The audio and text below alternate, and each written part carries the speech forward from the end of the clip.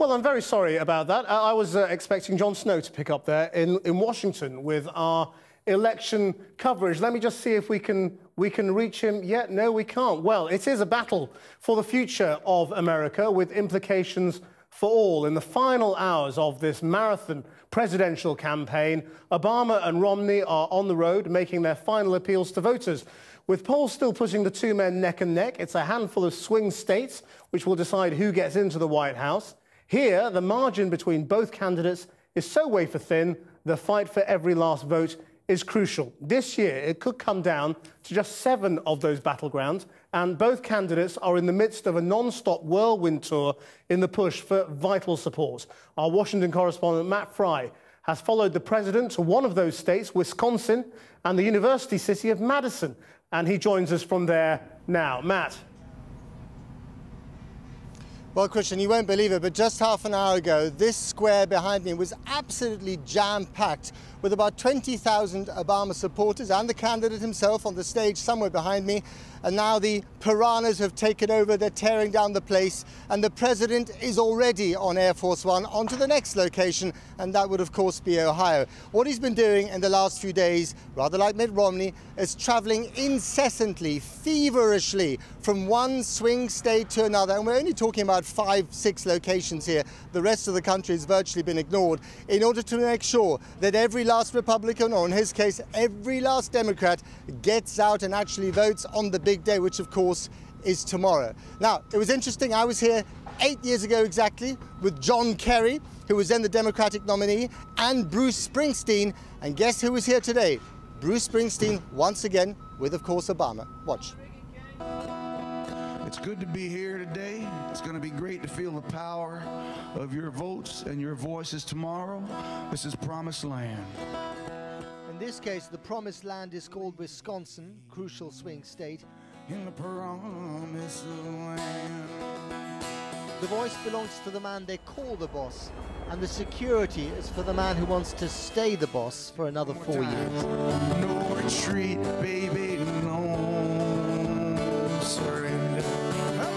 Who wouldn't want Bruce Springsteen as a warm-up act? He and Obama are spending the last day of the campaign on the road together, and no retreat, no surrender might as well be their campaign anthem. Are you fired up? Are you ready to go? Gone is the poetry of 4 years ago. Hope and change have been replaced by nuts and bolts of a serious, efficient and massive electoral machine. Even the omnipresent slogan, forward, sounds more like a military marching order. And so to the candidate himself, mustering his platoons for one last push to the polls, with a message that boils down to this: better the devil you know. You may not agree with every decision I've made. You know, Michelle doesn't either. You may be frustrated at the pace of change. I promise you, so am I sometimes. But you know that I say what I mean, and I mean what I say. Knock on some doors with me. Make some phone calls for me. Turn out for me. We'll win Wisconsin. We'll win this election. God bless you. And God bless the United States of America. Whether blessed by God or not, America is cursed by divisions so deep they have caused dysfunction. The race has fueled fission, not fusion, and a thin margin of victory would only make things worse. If Obama were to lose this election, how would you feel? I feel terrible. I feel like we got robbed. Democrats like you say that if Romney wins, you have been robbed of the vote. Republicans say that if Obama wins, they have been robbed of the vote. You know, I've noticed that everything that we say is wrong about them, they say is wrong about us, you know. What does this division mean for the future of this country? I mean, someone's going to have to lose this election. I think American democracy is failing because they've lost the ability to compromise.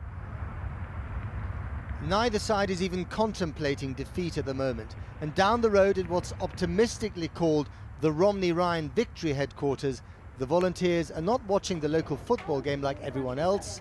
They are working the phones. This is Mary, and I'm volunteering today for Mitt Romney and the Republican Party. This race is expected to be very close in Wisconsin, and your vote will make a difference. Very close in Wisconsin, and your vote will make a difference. It's very important to Wisconsin because of the fact that it is so close. They're making sure that no potential Republican voter remains untouched by the campaign, And notice the question, not will you vote, but when exactly. I have one quick question for you.